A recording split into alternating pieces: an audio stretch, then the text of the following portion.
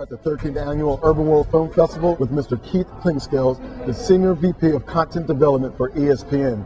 We just came from the documentary of Without Bias, of viewing it, screening it. An awesome picture directed by Kirk Fraser, an amazing talent. And I'm just going to ask Mr. Clinkscales a few questions about, I guess first, how did you become aware of this project?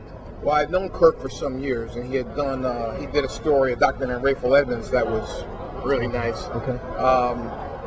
He was at Sundance a couple years back, and he turned out Sundance with just marketing this film, that it was coming, you know. So I saw the posters all over the place, and I had to find out who was doing this film, and then I found out it was Kirk, and I met with his people, and from then I was like, just from the trailer of what he was trying to do, I was really excited about it, and that's how we got into the film, and I'm very glad we did. Right. And in terms of vision, what part did you play in the actual execution of the vision of this project coming to fruition? Kirk, as a filmmaker, he's a young filmmaker. Okay. But you know, filmmakers have, you know, it's their project. He was incredibly receptive to our comments. You know, we have a number of producers at ESPN. Sure. And he was receptive to allow us to work with him. I mean, even at ESPN, we had done the Len Bias story several times. So sure.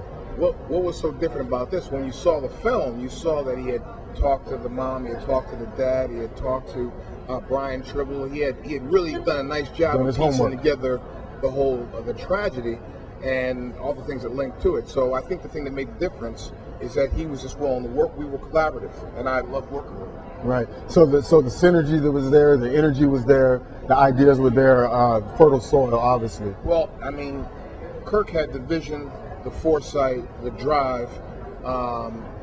He was just smart enough to be able to work with all the folks to try to find ways to make it work the best.